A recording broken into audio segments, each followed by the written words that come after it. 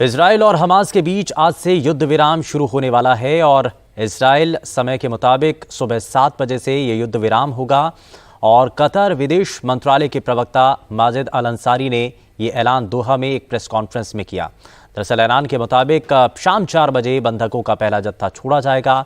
इनमें 13 महिलाएं और बच्चे शामिल हैं।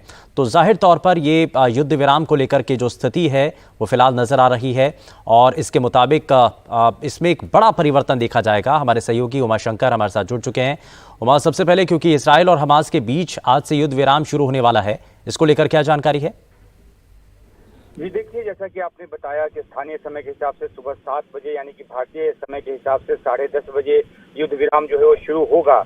और जो डील हुई है जिसमें कि 50 बंधकों को इजराइल के 50 बंधकों को हमास जो है रिलीज करेगा, उसमें से आज 12-13 बंधकों को रिलीज किया जाएगा, क्योंकि अगले 4 दिनों तक हर दिन 12-13 बंधकों को रिलीज किया जाना है जो सहमति बनी उसके मुताबिक। और साथ ही साथ 150 जो फिलिस्तीनी कैदी हैं उसको इजराइल की तरफ से रिहा किया जाएगा और इसमें से आज 29 कैदियों को जो है वो रिहा करेगा। तो जो डील बनी है कि 4 दिनों तक का युद्ध विराम होगा, उसमें जो कैदी और बंधकों की जो अदला बदली होगी उसकी तादाद सुनिश्चित है। हालांकि कैदियों की लिस्ट जो है वो भी तैयार की गई, क्योंकि उसे वो इस बात के लिए भी तैयार है कि अगर इजराइल जो है 50 के बजाय 100 बंधकों को रिहा करता है तो वो भी 150 की बजाय 300 बंधकों को रिहा करेगा। लेकिन अभी तक जो सहमति बनी है वो 50 और 150, 50 बंधक और 150 कैदियों की अदला बदली की बनी है। और इस बीच जो है इन 4 दिनों के दौरान जो है वहाँ गाजा पट्टी में जो राहत सामग्री है, जो मदद सामग्री है, वो अधिक मात्रा में पहुंचाई जाएगी। ये भी एक डील का पार्ट है। तो जो पिछले 7 हफ्तों से जो लड़ाई चल रही है उसमें एक पहली बार ये मौका आया है जिसमें 4 दिनों का युद्ध विराम होगा। दूसरी अहम बात यह है कि इसके पीछे की जो वजह है वो ये भी है कि बहुत ज्यादा दबाव था नेतन्याहू पर, परिजनों की तरफ से, बंधकों के परिजनों की तरफ से, जो चाहते थे कि किसी भी कीमत पर बंधकों की रिहाई हो।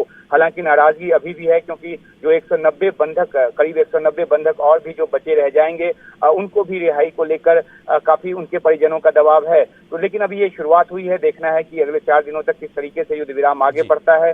दोनों ही जो पक्ष हैं अपनी अपनी बातों पे कायम रहते हैं और उस हिसाब से युद्ध विराम को आगे बढ़ाते हैं, या फिर बीच में किसी तरह से कोई अगर गड़बड़ी की जाती है या हमास की तरफ से या फिर इजराइल युद्ध विराम की शर्तों को नहीं मानता तो हो सकता है कि डील टूट जाए। लेकिन देखना होगा, बहुत ही संवेदनशील मामला है और किस तरीके से ये बात जो है वो आगे बढ़ती है। और उम्मीद भी यही है कि जल्द धीरे धीरे इसी तरीके से शांति की तरफ ये वार्ता आगे बढ़ती रहे। खैर, बहुत शुक्रिया उमा इस पर जानकारी के लिए।